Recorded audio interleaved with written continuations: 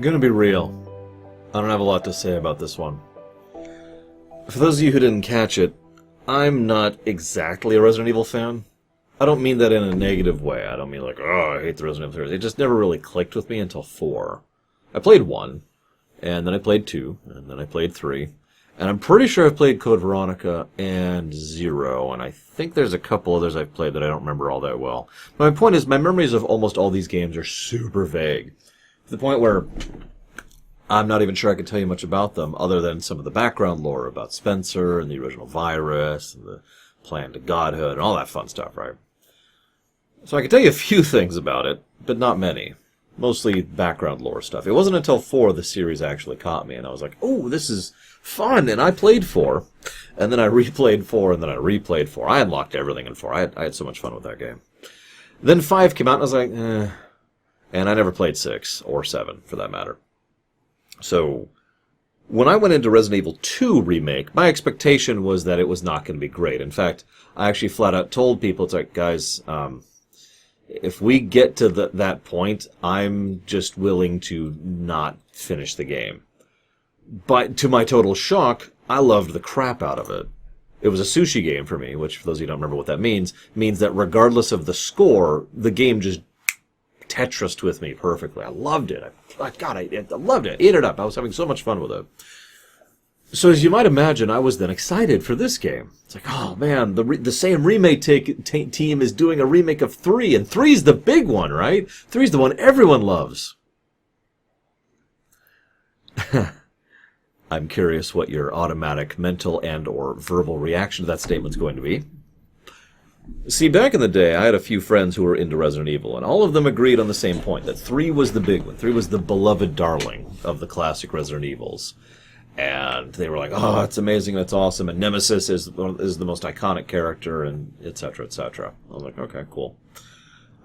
So I sort of assumed 3 was going to get that kind of beloved treatment.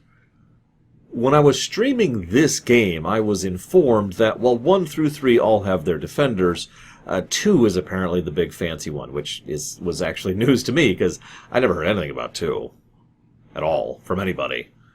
So I was a little confused. Like, okay, I guess we can go ahead and see that and see what's going on with this. Maybe that helps to explain why they kind of rushed this one out the door, didn't polish it as much, didn't give it to the same remake team, and of course, why they had to deal with that Resistance multiplayer thing instead of making a better game. Now, don't mistake me. I don't actually think this is a bad game. I just think it's not that good of a game. It feels rather unpolished, and that is in stark contrast to RE2R, which was very polished. The knife change is something I'm actually against, which probably sounds funny to anybody who knows my thoughts on durability.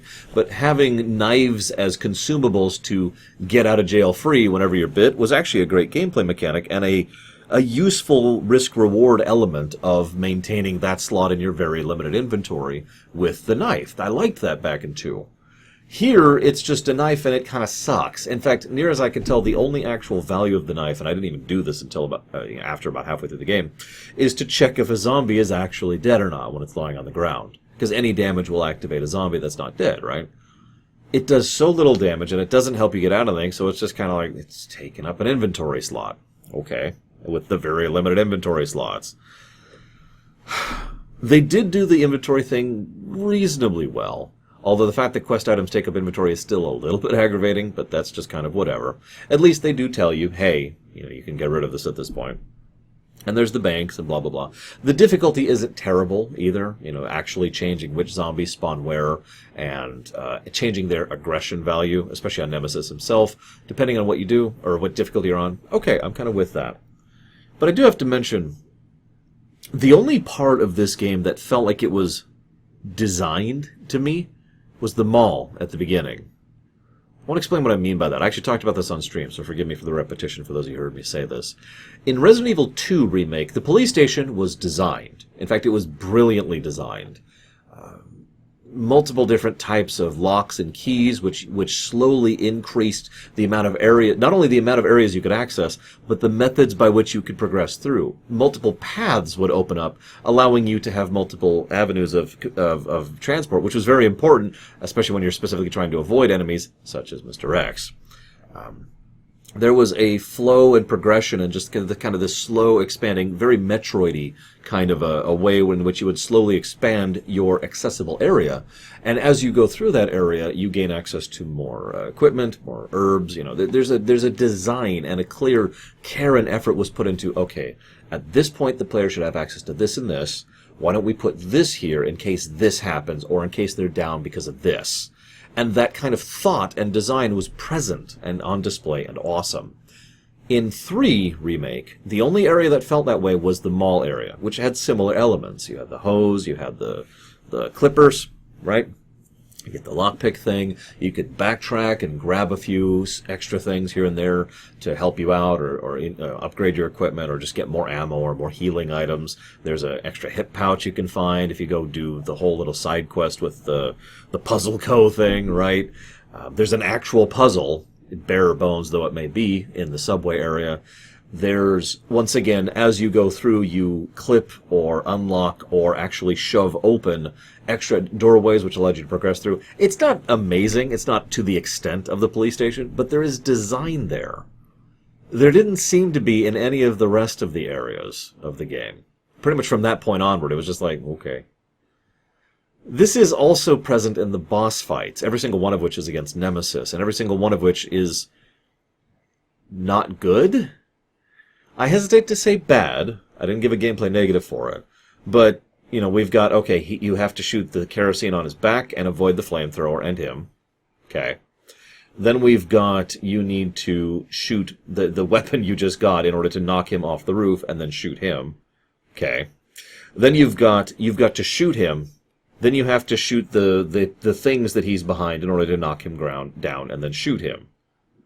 The closest thing to an actual boss fight for me was the very final boss fight, where you actually have to hit the weak spots to gain enough free time to do the slow animation to shove in the thing to hit him with the big cannon. You're always active. The boss doesn't really have a big, long invulnerability period. It encourages you to be paying attention, and it actually rewards you for doing it quickly. That's a boss fight. The rest just didn't feel designed. See why I keep bringing that up? It just feels like it was thrown together, like, okay, here's the HP, here's the damage. No design elements were really put into it.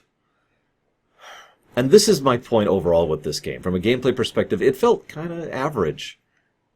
And a little bit boring at times. And that's just discouraging, disappointing, discouraging, whatever you want to call that. It's worth noting, the reason I led with that whole I haven't played the Resident Evil series thing, well, I mean, I have, but I'm not a Resident Evil fan, is because that is the perspective that this is. From someone who has not... I've played Resident Evil 3, but I barely remember it. I didn't even remember Nikolai was in the original Resident Evil 3. I just remember the Nemesis fights, and the STARS thing, and the fact that there would be, like, the hunting sections you'd go through, right? He eats the tyrant to become super big at the end. I remember little tidbits from it. I have played that game. But even from the perspective of someone who is effectively a hands-off outsider's perspective here, I'm looking in at RE3R going, what is this? This is definitely not a proper remake, to use my own terminology. I'm not even sure this is a regular remake. I don't have much to say about the narrative at all. Nemesis mutating out of absolutely nowhere, which is contrary to the original lore, and also, again, they eject several scenes. So, like, almost every scene that doesn't make sense to me is one to do with Nemesis himself.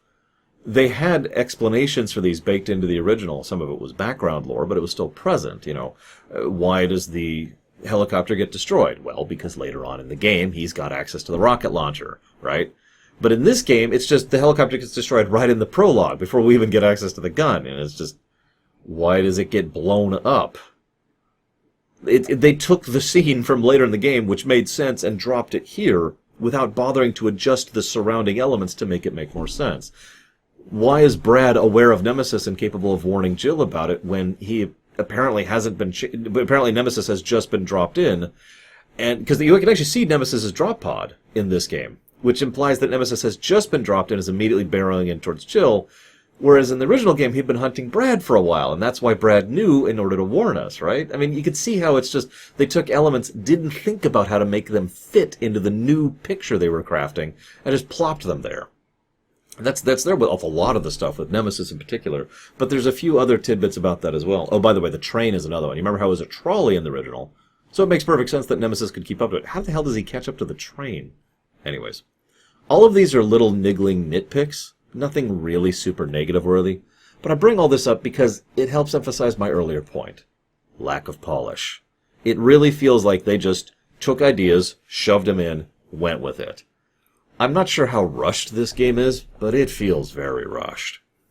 The only things I could speculate on here are, A, I do like the idea of them tying in the continuity more tightly and planning things out more. One of my favorite elements of the story of this game is actually how much it connects to the story of 2. There are several elements and several scenes and individual things which explain elements of 2 or connect to things that we already saw in 2. That was awesome. And connecting the games more tightly and crafting the narrative more precisely, doing that kind of a polishing pass on the continuity, I'm all in favor of. You'll notice also that Wesker was hinted at twice in this game. The one most obvious one being the letter we read about Nikolai, who is reporting on the activities to his secret boss, who's totally not Wesker. Wink, wink. That's good. Pulling Wesker into the narrative a bit earlier and kind of having him be relevant before his big reveal, and I'm with that. I almost kind of wish they'd do more of that, since hypothetically 4 would be the next one on the docket if they do another remake of this fashion. I don't know. What I do know is I'm wondering if the decision to is the Spencer plot even in the new continuity that they're crafting here? The big plot, the main plot of the entire Resident Evil series. Are they trying to tie Nemesis more into Los Plagas? They mentioned the parasite, which they use to help control him. Remember that? It's actually in this game.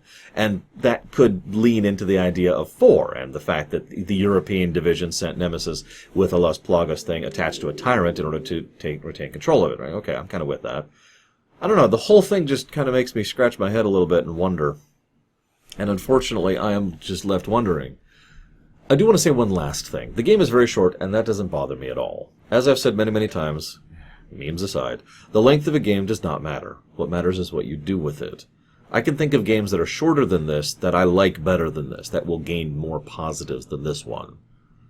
But in this case, I really feel like they didn't quite know how to accomplish what they were going with, or, if I am correct, they simply had so little time they had to make do with what they did.